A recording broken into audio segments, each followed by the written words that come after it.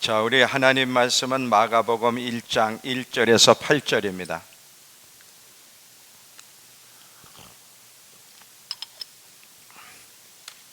마가복음 1장 1절에서 8절. 자, 제가 읽겠습니다. 하나님의 아들 예수 그리스도의 복음의 시작이라. 선지자 이사야의 글에 보라, 내가 내 사자를 내 앞에 보내노니 그가 내게를 준비하리라. 광야에 외치는 자의 소리가 있어 이르되 너희는 주의 길을 준비하라. 그 오실 길을 곧게 하라. 기록된 것과 같이 세례자 요한이 광야에 이르러 죄 사함을 받게 하는 회개 세례를 전파하니 온 유다 지방과 예루살렘 사람이 다 나아가 자기 죄를 자백하고 요단강가에서 그에게 세례를 받더라. 요한은 낙태 털 옷을 입고 허리에 가죽대를 띠고 메뚜기와 석청을 먹더라. 그가 전파에 이르되 나보다 능력 많으신 이가 내 뒤에 오시나니 나는 굽혀 그의 신발끈을 풀기도 감당하지 못하겠노라. 나는 너희에게 물로 세례를 베풀었거니와 그는 너희에게 성령으로 세례를 베푸시리라. 아멘. 우리 성탄절 속에 내포되어 있는 의미들이라는 제목으로 말씀을 나눌 텐데, 먼저 우리가 서론을 좀 이야기하면서 또 오늘 하나님이 우리에게 하시고 싶으신 얘기가 뭔지를 함께 나누도록 하겠습니다. 여러분, 이스라엘 백성들이 가나안 땅을 정복해 갈 때 첫 번째 정복한 도성이 여리고성이에요. 그 가나안 첫 번째 성 여리고성에 랍이라는 기생이 있었습니다. 근데 랍이라는 기생은 하나님을 모르는 사람인데 그 랍이라는 기생이 구원을 받았어요. 그 랍이라는 기생 한 사람이 구원을 받을 수 있었던 것은 뭐냐면 하나님의 음성을 듣고 깨달을 수 있었기 때문에 그런 거예요. 참 이 여인이 놀라운 게 이스라엘 백성들이 아니에요. 하나님을 모르는 사람인데 이 여인은 이미 오래전부터 이스라엘의 하나님이 애굽에서 어떤 역사를 일으키시는지 소문을 듣는 거예요. 하나님이 누구신지에도 소문을 들을 때 이 여인은 그 하나님이 살아계신 하나님이라는 걸 알았어요. 이게 참 놀라운 거예요. 그리고 그 하나님이 가나안 이 땅들을 심판할 거에 대한 것도 소문으로 듣는 거예요. 직접 들은 게 아니에요. 근데 참 놀라운 게 이 여인이 그 사실을 믿었고 깨달았고 그래서 정탐꾼을 숨겨주는 준비된 행동 때문에 하나님이 그 여인을 구원하셨다는 거예요. 중요한 것은 내가 하나님을 믿는 사람이냐 아니냐가 중요한 게 아니라 하나님의 말씀을 들을 때 깨달을 수 있느냐는 거예요. 그래서 성경은 깨닫는 백성이 얼마나 복 있는 백성인지 요한계시록의 7교회를 향해서도 계속해서 성령이 하시는 얘기만, 성령이 교회들에게 하시는 말씀을 들으라야. 여기서 들으라는 것은 여러분처럼 그냥 듣는 걸 얘기하는 게 아니라 깨닫고 행동하는 걸 얘기해. 내가 정말 듣고 있는지 안 듣고 있는지는 뭘로 아느냐? 정말 듣게 되면, 정말 깨닫게 되면 행동을 하게 돼 있어요. 근데 말씀을 듣는데도 행동이 따라주지 않는다? 못 들은 거야. 안 들은 거야. 성경에서 들으라 할 때는 단순히 소리를 듣는 게 아니라 그 들으라 할 때는 행동하라는 거야. 행동할 때 그게 바로 듣는 것이고, 그렇게 할 때 하나님 그가 누구든지 구원시켜 주신다는 사실을 우리가 알게 됩니다.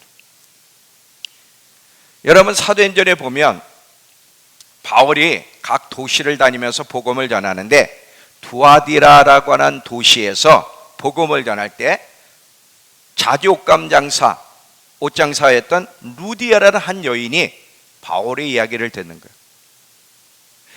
이방인 여인인데 바울의 이야기를 듣는데 그 루디아의 마음을 성령이 여사 바울이 하는 말씀을 듣고 깨닫게 해주셨어요.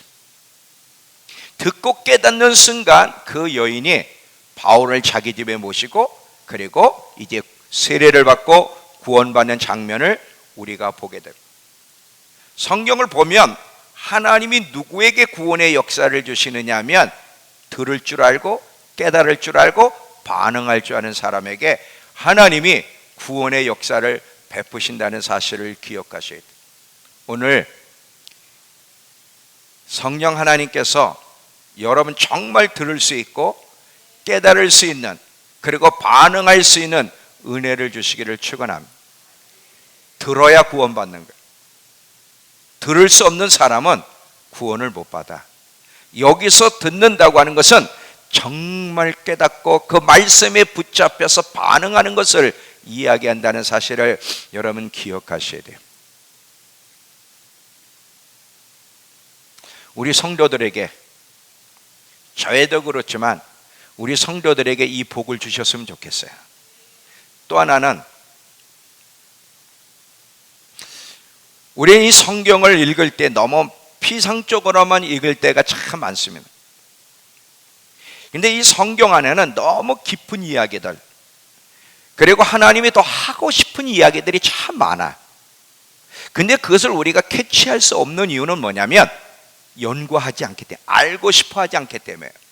여러분, 이 세상에서도 고고학자들이 있잖아요. 각 나라마다 고고학자들이 있어서 그 과거의 유물들을 발견해내는 사람들을 잘 보세요. 얼마나 그것을 발굴해내기 위해서 열정을 가지고 찾고 또 찾고 또 찾고 계속. 근데 우리는 그런 걸 발견하지 못해요. 왜? 우린 관심이 없거든. 근데 이 고고학자들에게는 그게 생명이야. 거기다 목숨을 걸어 계속 과거의 귀한 유물들을 찾으려고, 발견하려고 계속 파고 또 연구하고 또 어느 자리에 그게 있을 것이 생각하고 또 파는 그런 사람들을 보게 돼. 그들이 그것을 발견하는 거예요.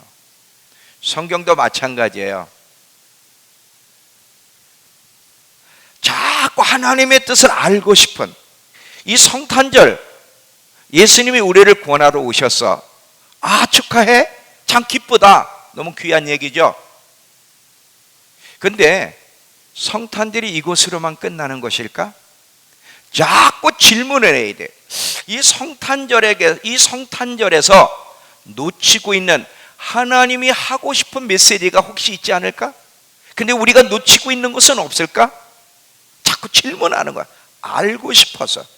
이 성탄절뿐만 아니라 성경에 있는 내용들 안에는 굉장히 깊은 메시지들이 있는데도 그 깊은 메시지를 우리가 발견할 수 없는 이유는 알고 싶고 찾질 않기 때문에 그래. 우린 참 반대로 살아가요.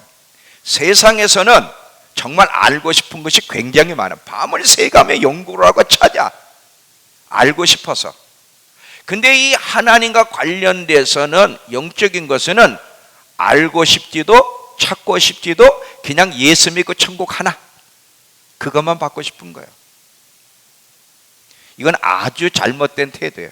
이런 사람에게는 하나님이 아무것도 주실 것이 없는데, 과연 이 성탄절에서 주님이 전하고 싶은 메시지가 무엇일까? 우리 기본적인 것은 가지고 있어요. 왜 예수님이 이 땅에 오셨는가? 우리를 구원하러 오셨다. 그래서 기쁜 날이죠. 정말 축하해야 될 날인데 과연 이것으로 우리가 끝나는 것일까? 근데 예수님이 우리를 구원하러 오셨다. 아, 축하해. 선물을 나눠줘. 근데 변화는 없는 거예요. 과연 이것이 하나님이 원하는 성탄절일까? 우린 생각을 해보셔야 돼요. 과연 이렇게 해도 변화가 없는데 성탄절을 믿는다고 해서 다 천국 갈 수 있을까? 이거를 우린 깊이 생각을 해보셔야 돼요. 점점 이 기독교가 기독교의 본질에서 벗어나고 있는 모습을 보면서 너무 아쉬울 때가 많아. 이 성탄절, 우리가 정말 축하해야 될 날인데 과연 이 성탄절을 통해서 주님은 더욱 우리에게 하고 싶은 이야기는 무엇일까? 오늘 두 가지를 좀 함께 나누려고 해요. 계속 질문할 때 하나님의 제 마음속에 깨닫게 해주신 두 가지가 있는데 이 두 가지를 오늘 함께 좀 나누려고 합니다. 자, 여러분 잘 보세요. 예수님이 이 땅에 오셨을 때 어떤 모습으로 오셨는지에 초점을 맞춰야 돼. 지금 예수님이 누구예요? 하나님의 아들이에요. 만물의 창조주예요. 하나님과 함께 이 만물을 창조하신 하나님이 이 땅에 실제로 오셨다는 거야. 근데 이 땅에 실제로 오셨을 때 어떤 모습으로 이 땅에 오셨고 시작했는지, 아기 예수로 왔는데, 아까 그래서 우리 고요 한번 거룩 한번 했잖아요. 아기 예수로 왔는데 왜 예수님이 이 땅에 오실 때, 하나님이 이 땅에 오실 때 아기의 모습으로 왔을까요? 하나님이시니까 청년의 모습으로도 올 수 있고요, 장년의 모습으로도 올 수 있잖아. 잘 봐요. 하나님의 아들이 이 땅에 오신 이유는, 핵심은 이거예요. 사람이 돼야 되게, 사람으로 오시기 위해서고 희생제물이 되기 위해서야. 죄를 진 인간들을 구원하려면 하나님으로서는 안 돼. 똑같은 인간으로서 죄를 짓지 않은 인간이 죄인들의 죄를 짊어지고 죽을 때만, 그리고 한 번도 죄를 짓지 않은 그 피가 뿌려질 때만 인간이 죄를 용서받게 돼서, 이게 하나님의 세상의 원칙이야. 그러니까 하나님이 인간을 사랑해서 구원을 시켜주고 싶으셔도 하나님으로서 해서는 안 돼. 그분이 못하신다는 게 아니라 하실 수가 없어. 당신이 세우신 원리 때문에. 그러면 인간으로 오셔야 되는데, 그러면 예수님이 청년으로 오실 수도 있잖아요. 하나님은 왜 그걸 못하시겠어요? 장년의 모습으로도 이 땅에 예수님을 보내실 수 있는데 왜 굳이 아기의 탄생부터 시작하셨을까? 예수님의 모든 삶은요, 예수님은 우리를 구원하기 위해서 오신 희생제물이셨지만, 이 희생제물에 대한 이야기를 뒤에 가서 또 할 겁니다. 그런데 예수님의 모든 삶, 탄생에서부터 모든 삶은 우리에게 교훈을 주기 위한 거라는 거야. 자, 한 예를 드릴게요. 베드로전서 2장.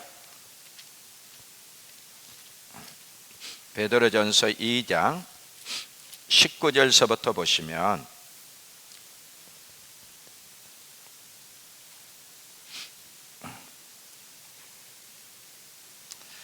부당하게 애매히 고난을 받아도 하나님을 생각함으로 슬픔을 참으면 이는 아름다우나, 죄가 있어 매를 맞고 참으면 무슨 칭찬이 있으리요. 그러나 선을 행함으로 고난을 받고 참으면 이는 하나님 앞에 아름다우니라. 이를 위하여 너희가 부르심을 받았으니 그리스도도 너희를 위하여 고난을 받으사 너희에게 본을 끼쳐 너희에게 교훈해 주시기 위해서, 너희의 모델이 되기 위해서 그 자체를 따라오게 하려 하셨느니라. 잘 보세요. 예수님 삶은 우리에게 모델이 되는 거야. 하나님 백성들은 관계 속에서 억울한 누명을 쓸 때, 부당한 대우를 받을 때, 애매하게 고난을 받을 때, 이유 없이 공격을 받을 때 어떻게 반응하는 것이 하나님 백성의 모습이냐? 예수를 보라 해. 예수님이 이 땅에서 어떻게 사셨는지를 보라 해. 그 고난 받을 때 예수님이 어떻게 반응하셨는지. 근데 왜 그렇게 반응하셨느냐? 너희에게 교훈하기 위해서. 하나님 백성들이 이 땅에서 관계 속에서 억울한 일을 만날 때 어떻게 반응하는 것이 옳은 것인지를 너희에게 가르쳐 주기 위해서. 그러면 여기서 우리가 뭘 생각해야 되냐면, 예수님 삶 자체는 우리에게 교훈을 준다는 거예요. 자, 하나님이 이 땅에 오실 때 왜 아기의 탄생으로 시작하셨을까? 여기서 하나님이 우리에게 뭐를 가르쳐 주고 싶어 하실까? 그것을 생각하셔야 됩니다.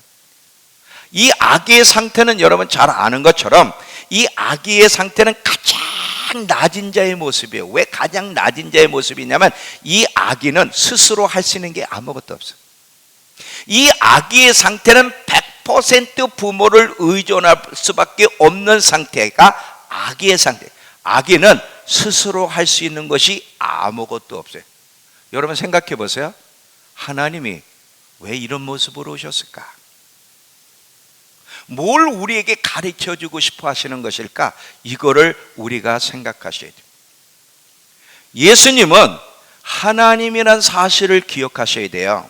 근데 하나님의 아들 예수님이 이 땅에 오실 때 처음부터 우리에게 무엇을 가르쳐 주시냐면, 예수님 자체도 하나님 아버지가 없으면 살 수 없는 인간의 모습으로, 하나님이 절대적으로 도와주시지 않으면 죽을 수밖에 없는 인간의 모습으로 이 땅에 오셨고, 이것은 우리에게 굉장히 중요한 교훈을 갖다 준다는 사실을 기억하셔야 돼요.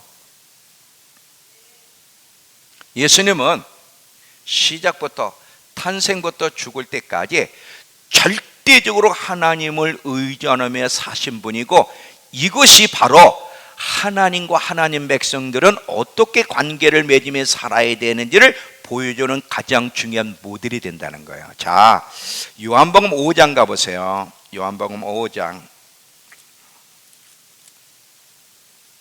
19절에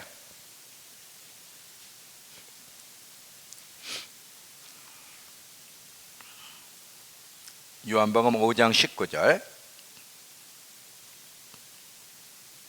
그러므로 예수께서 그들에게 이르시되 내가 진실로 진실로 너희에게 이르노니 아들이 아버지께서 하시는 일을 보지 않고는 아무것도 스스로 할 수 없나니 아버지께서 행하시는 그것을 아들도 그와 같이 행하느니라.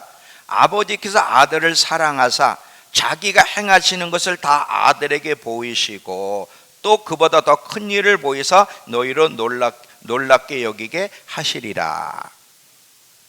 자, 30절. 내가 아무것도 스스로 할 수 없노라. 듣는 대로 심판하노니 나는 내 뜻대로 뜻대로 하려 하지 않고 나를 보내신 이의 뜻대로 하려 함으로 내 심판은 의로우니라. 지금 계속해서 여러분 여기서 나는 스스로 아무것도 할 수 없다, 나는 스스로 아무것도 할 수 없어. 아기 때도 그렇지만 예수님의 성장의 모든 과정 속에서도 계속 가르쳐 주는 게, 나는 내 뜻을 이루려 온 것이 아니야. 나는 아무것도 내 뜻대로 할 수 없어. 내가 말하는 것도 내 마음대로 말하는 게 아니야. 내가 어떤 것을 행하든 내 마음대로 하는 것이 아니야. 아버지가 지시하고 명령하신 대로 말하고 행동하는 거야. 왜 예수님이 이렇게 사셨죠?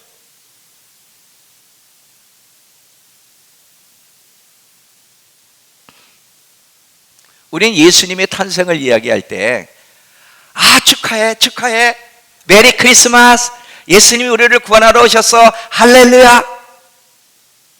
물론 이것도 중요해요. 우리를 구원하러 오셨기 때문에 기뻐하고 즐거워해야 되는 게 사실이에요. 이거보다 더 복된 날이 어디 있어요? 최고로 복된 날이지. 왜? 우리가 구원받은 날이니까 최고로 복된 날인데, 그러고서 여전히 자기가 주인 행세하고 자기 멋대로 살면 그거는 성탄절을 모르는 거야.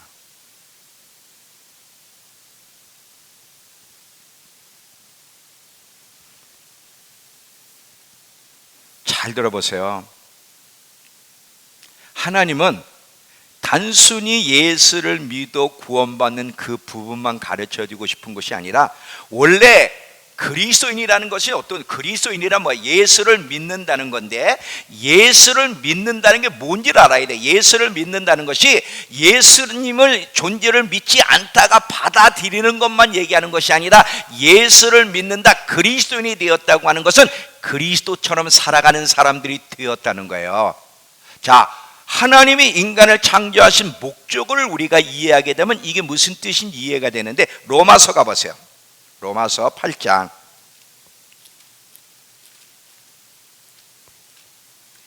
로마서 8장 29절이에요.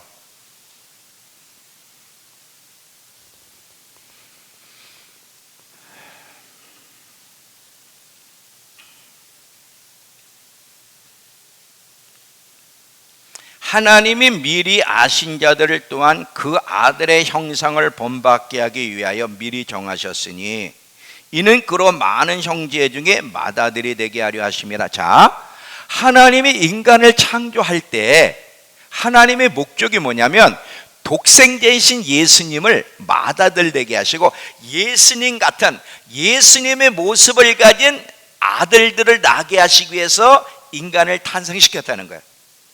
이게 하나님의 인간을 창조하신 목적이고 구속의 목적은 창조의 목적을 회복하는 거야. 인간이 범죄함으로 하나님이 창조한 목적을 파괴시켰는데 왜 예수 그리스도를 통해 구원시키시냐면 이 창조의 목적을 회복시키기 위해서예요. 아들의 형상을 회복시키기 위해서. 할렐루야 축하해, 예수님이 우리를 구원하러 오셨대, 할렐루야 이러고 자기 멋대로 사는 그런 사람이 아니라 예수님 같은 사람을 만드시기 위해서. 예수님 같은 사람을. 이게 성탄절이에요. 가장 중요한 것을 지금 우리가 놓치고 있는 거예요. 그러니까 스님도 축하하잖아. 기독교인들이 축하하는 거고 스님이 축하하는 거 뭐가 달라? 우리도 변화가 없는데.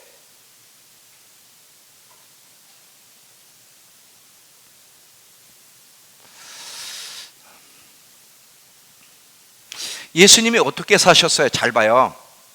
예수님이 하나님의 아들이 이 땅에 오셨어요. 근데 아기 모습으로 오셨다는 거. 처음서부터 뭘 가르쳐 줄래? 인간은 탄생서부터 인간은 죽을 때까지 그리스도인은 절대적으로 하나님께 붙들리는 사람들이야. 다시 말하면 100% 하나님을 의지하지 않으면 존재할 수 없는 사람들이 그리스도인이야. 여러분, 애기 봐요. 애기가 단 1분이라도 부모를 의지하지 않고 스스로 살 수 있어? 죽어. 마치 포도나무의 가지가 그 나무에 붙어 있지 않고 떨어져 있으면 죽는 것처럼 아기는 부모를 떠나서는 살 수가 없어요. 아주 100% 부모에게 붙잡혀 있는 사람 존재이고 절대적으로 부모를 의지하지 않으면 살 수 없는 존재가 아기의 상태인데 왜 예수님이 아기의 상태로 시작하여 이 땅에서 사셨을까? 우리에게 가르쳐주고 싶은 게 있는 거예요. 뭐예요? 원래 인간은 하나님과 어떤 관계를 맺으라고 창조되었는지, 그리스도인들은 하나님과 어떤 관계를 맺는 것이 올바른 것인지를 가르쳐 주는데 철저하게 하나님을 의지하며 사는 존재가 정말 그리스도인이라는 사실을 우리에게 가르쳐 주고 싶으신 거예요. 성경은 하나님을 의지하는 것이 얼마나 복이 있는지를 계속 이야기하고요. 다윗은 나는 모태에서부터 주님을 의지하며 태어났다 이런 얘기를 참 많이 해. 한번 성경을 보겠습니다. 시편 22편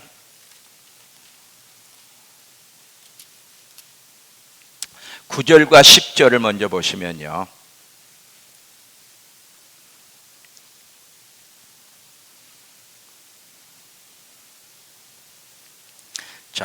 다윗의 시인데 오직 주께서 나를 모태에서 나오게 하시고 내 어머니의 젖을 먹게 하시면서 어머니를 절대로 의지하게 하신 것이 하나님이시란 거예요. 그러면서 10절에 내가 날 때부터, 나도 역시 날 때부터 주께 맡긴 바 되고 모태에서 나올 때부터 나는 주는 나의 하나님이 되십니다. 이게 무슨 얘기냐면 나는 날 때부터 지금까지 하나님 한 분만을 의지하는 사람이라는 걸 고백하는 거예요. 지금 누가? 다윗이. 자, 여기 봐요. 모태에서 나를 끄집어내신 분이 하나님이시고 엄마의 젖을 먹게 하신 분도 하나님이신데 그와 같이 나는 모태에서부터 하나님만이 나의 하나님, 내가 의지할 유일한 분임을 깨닫게 하시기 위해서 나를 탄생시켰다는 거예요. 자, 이번엔 또 시편 31편 14절 15절 여호와여 그러하여도 나는 주께 의지하고 말하기를 주는 내 하나님이시라 하였나이다. 나의 앞날이 주의 손에 있사오니. 자, 여기 보세요. 자, 지금 왜 지금 이 시편 기자 다윗이 하나님 한 분만을 의지할 수밖에 없냐면 나의 날, 내 생명이, 내 앞길이 누구 손에 있어? 하나님 손바닥에 있기 때문에. 자, 또 보세요. 이번에는 71편 5절과 6절 이 다 타이세 고백이에요. 이게 전부 다다. 주 여호와여, 주는 나의 소망이시요 내가 어릴 때부터 신뢰한 의지한 분이십니다. 내가 모태에서부터 주를 의지하여 싸우며 나의 어머니 배에서부터 주께서 나를 택하셨사오니 나는 항상 주를 찬송하리이다. 자, 예수님과 다윗이 똑같은 거예요. 다윗은 예수님의 탄생이 뭔지를 알았어요. 왜 아기의 모습으로 태어났고 그 예수님의 삶을 이미 하나님의 은혜로 깨닫고서 하나님 백성들은 어떻게 살도록 창조된 존재인지, 절대적으로 하나님을 떠나서는, 절대적으로 하나님을 의지하지 않고는 살 수 없는 존재가 그리스도인의 사실을 깨달았기 때문에 나는 모태에서부터 주님을 의지하였사오니, 이렇게 나오는 거야. 시편 84편 12절, 시편 84편 12절.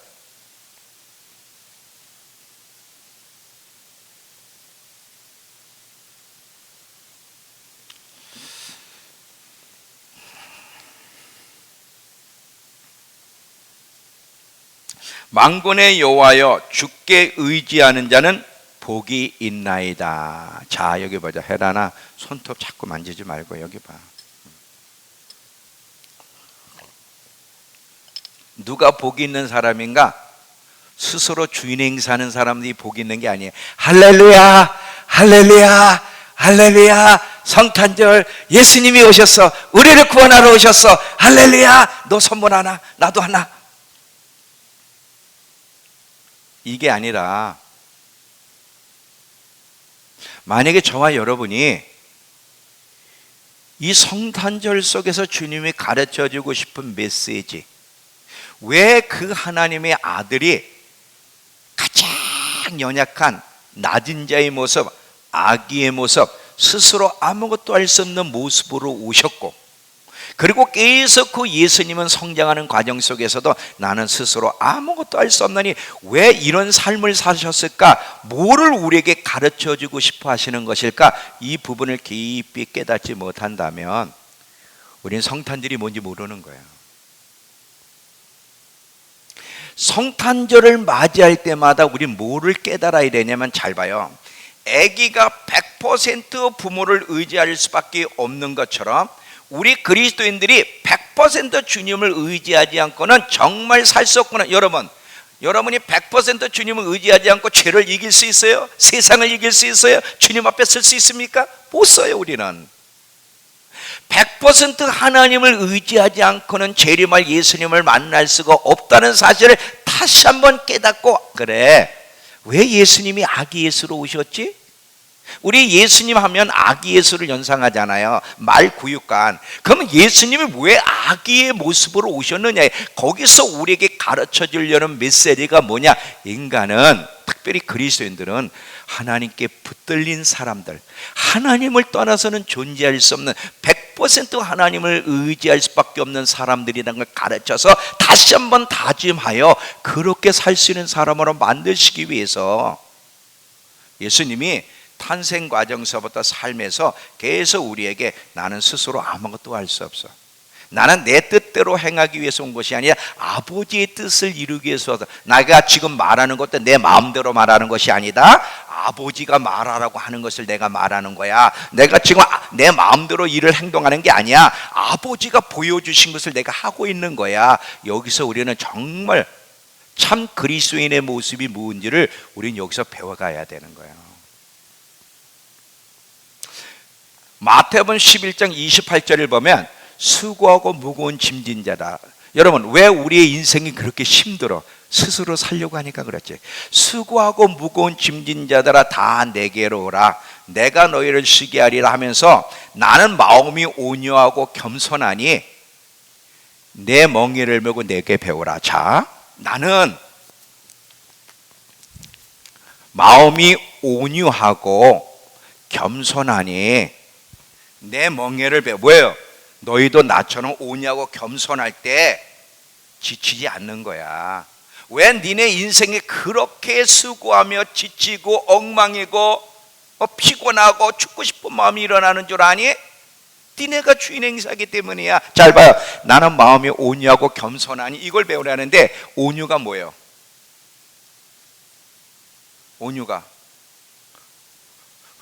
온유하면 무슨 뜻, 뭐가 연상이 나요? 박온유?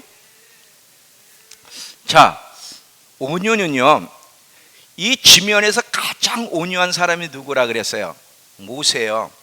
그럼 모세가 지면에서 가장 온유한 사람인데, 잘 봐.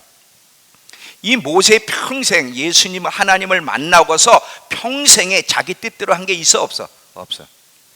100% 하나님의 지시를 따라 움직인 사람이 모세야. 그리고 혈기로 막 자기 40대 때는 주먹으로 사람을 죽이면서 하나님의 뜻을 이루려고 했지만, 이제 주님을 만나고서는 자기 스스로 할 수 있는 게 아무것도 없잖아. 철저히 하나님의 지시를 따라 움직인 사람의 모세거든요. 그러니까 온유하다는 건 뭐예요? 100% 하나님을 의지하는 사람, 하나님의 말씀대로 순종하는 사람. 그리고 겸손이 뭐예요? 아까 그랬잖아요. 애기의 상태가 가장 겸손한 상태라고. 그러니까 나는 마음이 온유하고 겸손하니 이걸 배우라는 거예요. 나를 봐라. 100% 하나님을 의지하며 철저히 하나님께 순종한 이 삶을 너희가 배워야 돼. 그래야만 너희가 힘을 얻을 수 있는 거야. 내 멍에는 가볍다, 니네 멍에는 무거운 거야. 왜 그런 식으로 살아? 너 죽어 그러면. 여러분, 왜 우리가 인생이 피곤하고 지치고 병들고 죽습니까? 지 멋대로 사니까 그러는 게 사실은요. 그렇잖아요.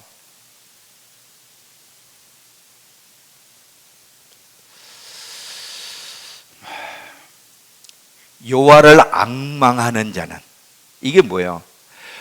100% 주님을 의지하며 온 마음을 내 하나님의 뜻을 행하리라는 자는 새 힘을 얻으리니 독수리가 날개치며 올라간 같을 것이요. 그랬어요.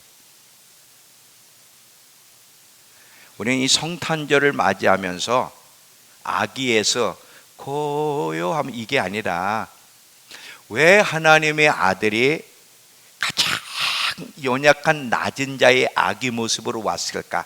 그게 뭐를 우리에게 가르쳐 주려고 하는 걸까? 하나님이 가르쳐 주고 싶어하는 메시지가 무엇인지를 알고 싶어 하는 거예요. 그게 뭐예요? 100% 하나님을 의지, 한순간도 하나님을 떠나서는 인간이 살 수 없는 존재라는 걸 깨닫고 그렇게 살게 하시기 위해서 첫 번째 본을 보여주신 거고요. 두 번째, 예수님이 이 땅에 오신 것이 우리의 기쁨이에요. 그잖아요. 정말 참된 기쁨이에요. 예수님이 이 땅에 오시지 않았다면 우린 지옥 갈 수밖에 없는 거예요. 근데 예수님이 이 땅에 오심으로 말미암아 우리가 이제 천국 백성이 됐고 구원받게 됐으니 얼마나 기뻐. 그런데 자, 예수님이 다시 오실 건데 이 성탄절을 정말 즐겁게 맞이하려면 예수님의 재림도 잘 준비해야만 진짜 즐겁게 맞이할 수 있는 거야. 자, 잘 보세요. 아까 마가복음 1장 다시 돌아가 보세요. 마가복음 1장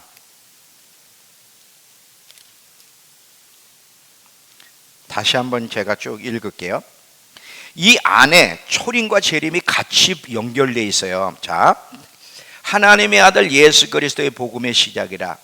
선지자 이사야의 글에 보라 내가 내 사자를 내 앞에 보내니 그가 내 길을 준비하래. 이거는 말라기 3장 얘기야. 자, 한번 말라기 3장으로 가보세요. 말라기는 신약 바로 전에 있죠. 구약 끝에가 말라기인데 말라기 3장 1절에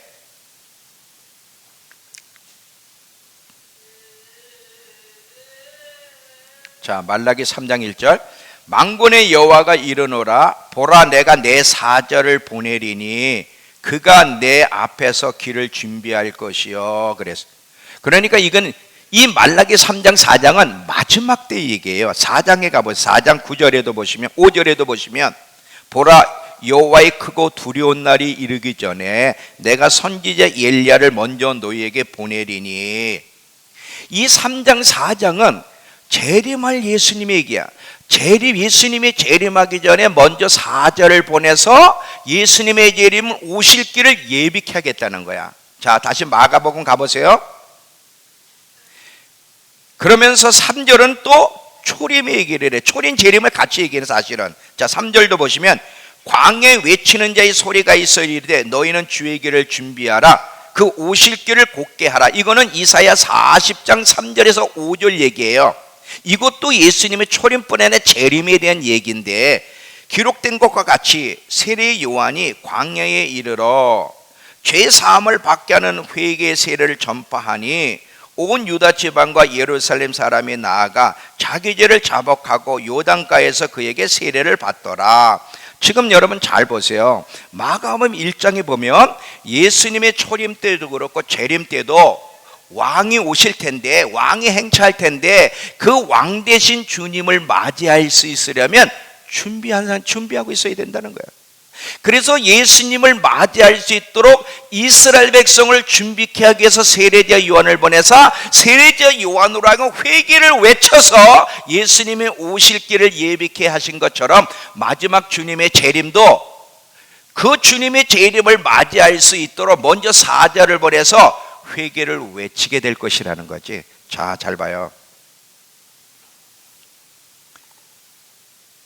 이 예수님의 초림의 탄생이 정말 진정한 기쁨은 언제 진정한 기쁨이 되냐면 예수님의 재림도 기쁨으로 맞이할 수 있는 사람. 만약에 이 초림의 예수님, 할렐루야, 예수님이 우리를 구원하러 오셨어, 할렐루야, 이 예수님의 초림에 정말 여러분에게 기쁨과 행복이 되려면 재림할 예수님을 만날 수 있어야 돼. 만약에 재림하실 수 있는 예수님을 못 만나면 이거는 기쁨이 될 수가 없어. 왜 예수님이 이 땅에 오셨느냐? 궁극적인 모습은 예수님의 재림하실 때 잘 맞이할 수 있는 사람 만드시기 위해서 예수님이 오신 거거든. 이해가 돼요? 열처녀 비유를 보세요, 여러분. 열처녀 비유를 보면 어리석은 5처녀는 예수님을 못 만났잖아. 예수님을 못 만난 어리석은 5처녀가 탄생 축하하면 무슨 의미가 있는 거야 지금? 이 마가복음 안에 초림과 계림을 같이 연결해서 기록하면서 초림 때나 재림 때는 똑같다는 거야.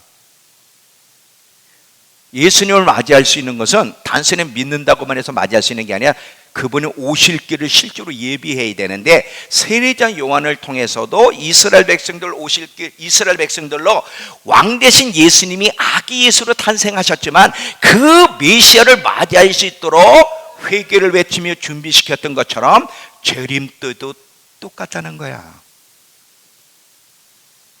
자, 예수님의 탄생이 우리에게 즐거운 날이잖아요.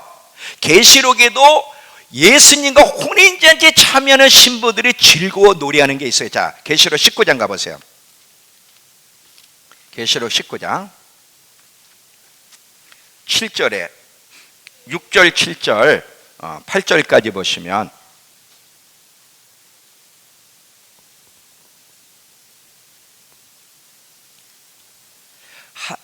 또 내가 들으니 허다한 무리의 음성과도 같고 많은 물소리와도 같고 큰 우리의 소리와도 같은 소리로 이르되 할렐루야, 주 우리 하나님 곧 전능하시니가 통치하시도다. 우리가 즐거워하고 크게 기뻐하며 그에게 영광을 돌리세. 어린 양 혼인기약이 이르렀고 그 아내가 자신을 준비하였으므로 그에게 빛나고 깨끗한 세마포옷을 입도록 허락하셨으니 이 세마포옷은 성도들의 옳은 행실로 받는다는 거예요. 천사가 내게 말하를 기록하라. 어린 양 혼인잔치에 청함을 받는 자는 복이 있도다 하고 또 내게 말하되 이것은 하나님의 참된 말씀이라. 자, 예수님의 탄생이 우리에게 기쁨인데 예수님의 재림도 똑같이 기쁨이 될 수 있겠느냐는 거야.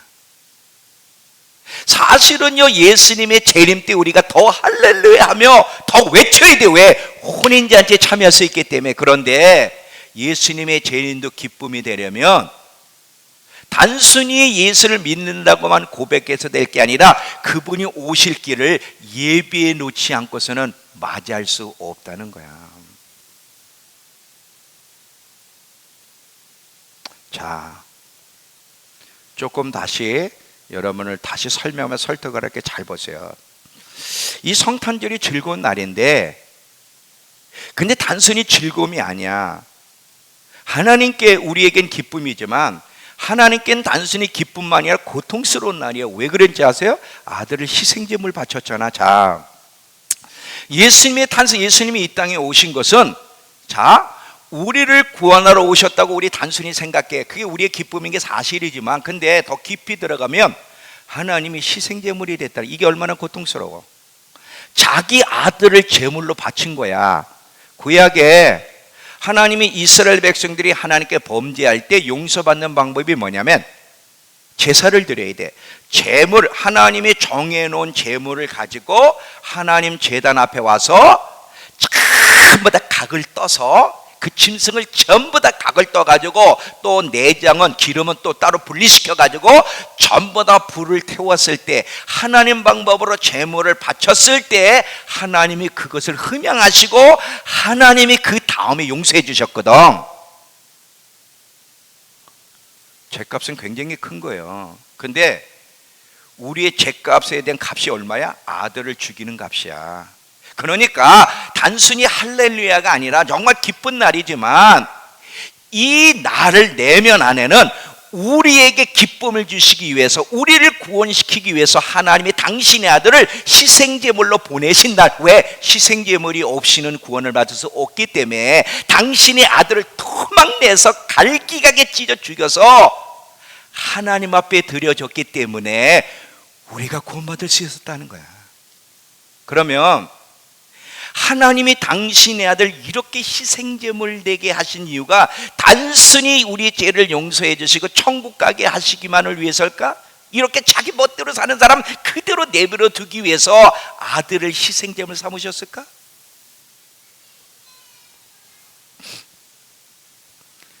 많은 그리스도인들이요, 예수의 피를 운운하면서 나는 구원받은 백성이야, 할렐루야, 이 성탄절 때문에 내가 구원받았어 하지만 예수 믿기 전에 삶은 그대로 가지고 살아가는데 과연 이 사람도 구원받을 수 있을까 하는 거야. 이게 사대교예요. 자, 요한계시록 3장 다시 가보세요. 요한계시록 3장 다시.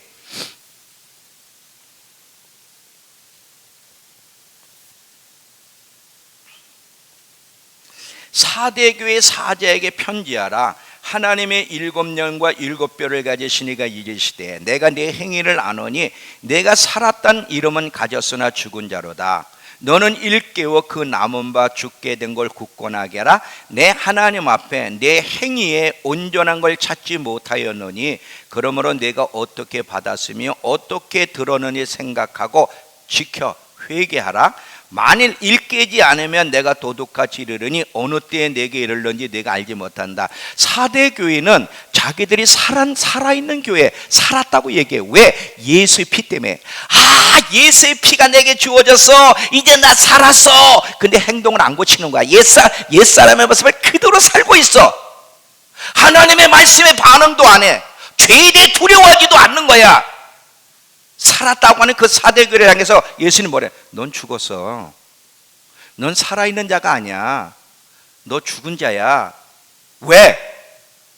이들은 예수의 피만 붙잡고 있으면 운운하면서 이제 살았다고 하지만 삶이 따라주지 않으면, 예수님의 피가 주어진 것은, 예수님이 희생제물이 된 것은 우리로 하여금 새 생명을 줘서 새 사람 되게 하시고 새 사람답게 예수 그리스도의 형상을 회복시켜 가시기 위해서 예수님의 희생제물 된 거지, 옛사람 그대로 지 멋대로 사는 사람 그거 만들려고 예수님이 희생제물 된 게 아니라는 거야. 너 그거 안 고치면, 너 정말 네가 변화가 아니라면 너 죽은 자야. 이 죽은 자라는 게 무슨 말이에요? 죽은 자라는 게 하나님이 함께 할 수 없는 자, 지옥 갈 수밖에 없는 자라는 거야. 자, 계시록 21장 3절을 가보세요.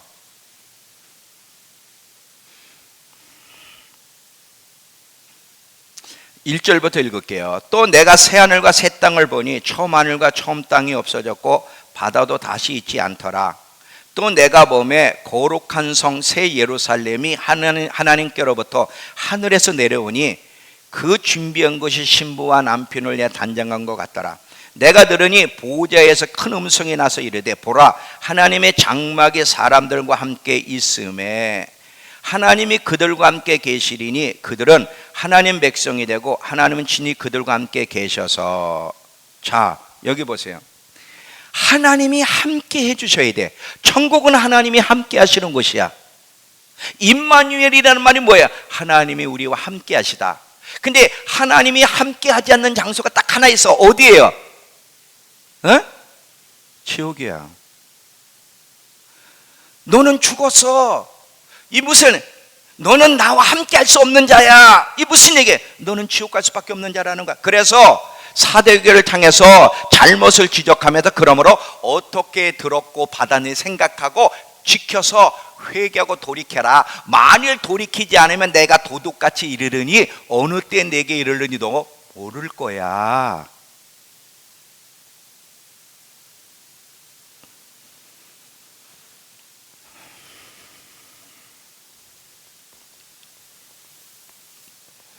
예수님의 재림 때도 기뻐할 수 있는 사람이느냐, 기뻐할 수 있는 사람이 되느냐, 이게 중요한 거예요. 예수님의 초림의 목적은 재림이에요. 왜 예수님이 희생제물이 됐어요? 곧 이 땅에 오실 예수님을 잘 맞이하기 위해서. 그래서 예수님이 복음의 첫 설교가 뭐예요? 회개하라, 천국이 가까웠다 그러잖아. 천국을 만나, 천국의 주체이신 예수님을 정말 재림할 예수님을 만나려면 회개와 회개에 합당한 삶이 있어야 된다는 거예요. 단순히 초림 할렐루야 축하해 이게 아니라 그 이상을 넘어서 재림의 때도 기뻐할 수 있는 사람이 되어야 되는데, 그러려면 어떤 사람이 되어야 되냐? 회개하는 사람이 되어야 된다는 거예요. 여러분, 팔복을 보면 팔복에 예수님을 누가 볼 수 있어? 의에 줄이고 목마른 자는 복이 있나니 저희가 배부를 것이며 긍휼히 여기는 자는 복이 있나니 저희가 긍휼히 여김을 받을 것이며, 그 다음에 뭐예요? 마음이 청결한 자는 복이 있나니 저희가 하나님을 볼 것이며. 제가 저번 시간에 시온의 대로를 만드는 자가 복이 있다고 그랬잖아요. 시온의 대로가 뭐예요? 왕의 대로 아니에요. 왕의 행차를 맞이할 수 있는 그 마음에 시온의 대로가 있는, 왕이 오실 텐데, 왕 대신 예수님 오실 텐데 그 마음에 주님을 모실 수 있는 대로를 만들어 놓은 사람은 복이 있나니. 왜? 시온의 대로를 만들어야만 왕을 맞이할 수 있기 때문에. 이게 전부 다 신약 구약 똑같은 얘기예요. 이사야 40장 다시 한번 가보세요. 이사야 40장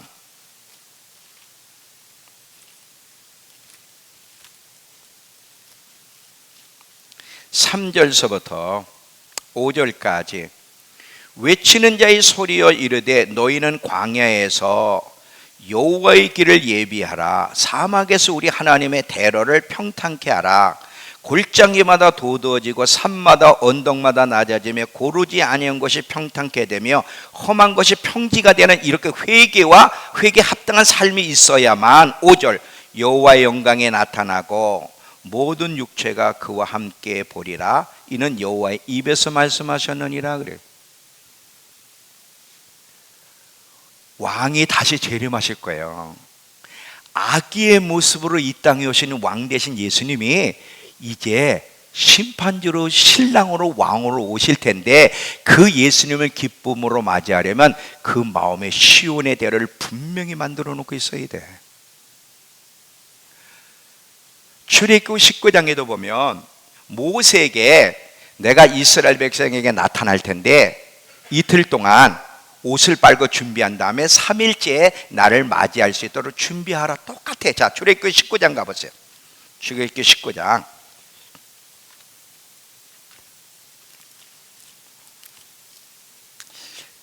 9절서부터 11절까지.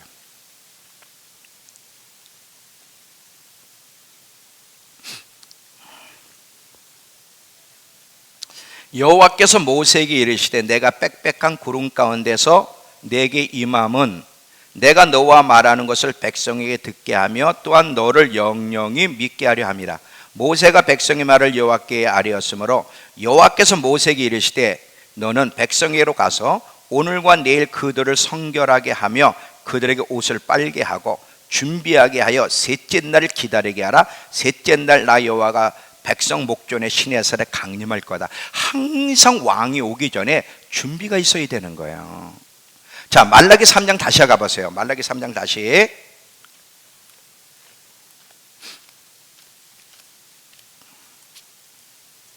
1절에서 이번엔 3절까지 다시 읽을게요. 이게 예수님의 재림에 대한 얘기라 그랬죠. 만군의 여호와가 이르노라 보라 내가 내 사자를 먼저 보내리니 이런 뜻이죠. 그가 내 앞에서 길을 준비할 것이요 또 너희가 구하는 바 주가 갑자기 그 성전에 임하시리니 곧 너희가 사모하는 바 언약의 사자가 곧 갑자기 올 거라는 거예요. 그가 임하는 날을 누가 능히 당하리며 그가 나타나는 날에 누가 능히 서리요.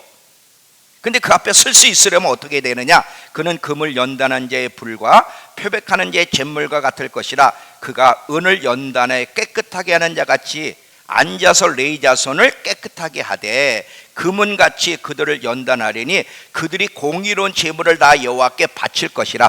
깨끗하게 해서 깨끗한 거룩한 열매를 드릴 때 예수님을 만난다는 거야. 이해가 돼요? 그래서 잘 봐요. 그래서 사대교회에서도 아까 다 죽었는데 근데 사대 몇몇 사람이 그 옷을 더럽히지 않는 자 몇 명이 옷을 더럽히지 않는 몇 명이 흰옷을 입고 나와 함께 다니리니 옷을 더럽히지 않아야 돼. 계시록 16장 15절에서는 내가 도둑같이 이르르니 누구든지 깨어 자기 옷을 지켜 벌거벗고 다니지 아니하며 자기 부끄러움을 보이지 않는 자가 복이 있다. 잘 봐요 여러분. 왕을 맞이하려면 구겨진 옷 더러운 옷을 가지고 왕을 맞이할 수 없어. 자 예를 드릴게. 만약에 여러분이 대통령이 여러분을 그 어떤 잔치 초대를 했어. 대통령께서 여러분을 초대했을 때 여러분 구겨진 옷 더러운 옷을 입고 가? 아니면 와이셔츠도 빳빳하게 데려고 옷도 세탁해 가서 빳빳하게 데려서 입고 가? 구겨진 걸 입고 가? 말 하나만 안 하지. 와이셔츠도 그렇고 옷도 깨끗하게 빨고 각을 저가 데려가지고 입고 가잖아요. 그게 예의잖아. 하물며 왕 대신 예수님이 재림하는데 구겨진 더러운 옷 죄를 가지고 쓸 수 있겠느냐는 거야.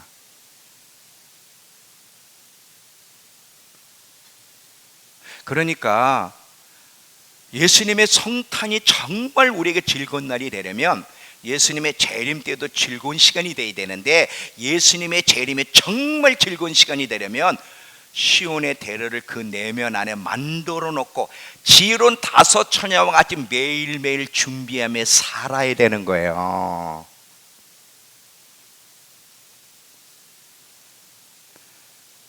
많은 그리스도인들이 예수님의 재림을 못 만날 수가 없어요.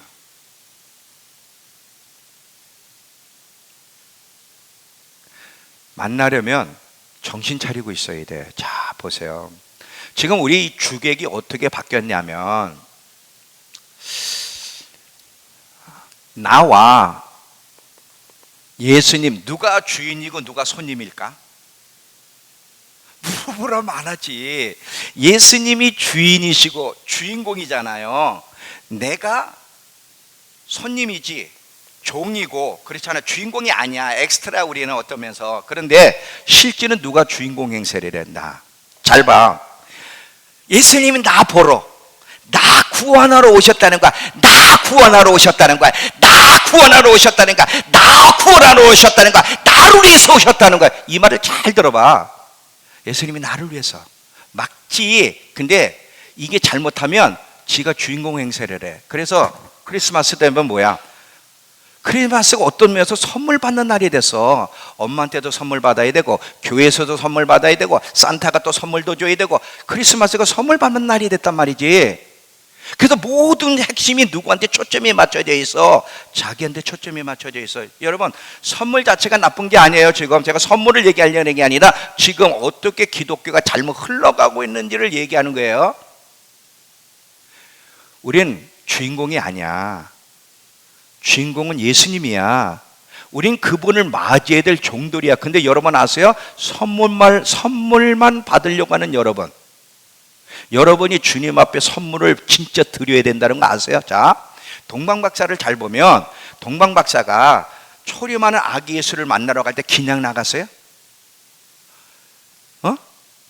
최고의 예물을 준비해가지고 나갔잖아.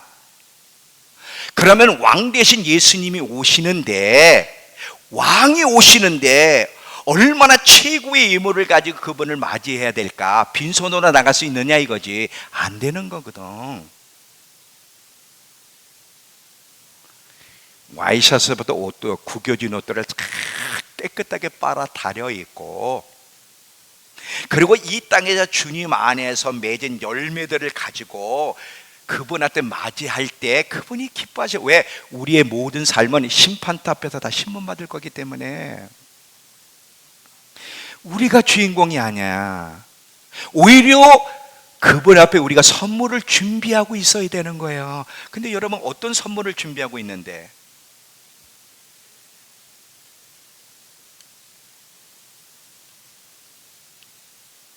동방박사는 최고의 선물들을 준비했는데, 여러분은 왕이 오실 텐데 그 왕을 맞이하기 위해서 어떻게 준비하고 계셔요? 우린 너무 엉터리야. 너무 엉터리야.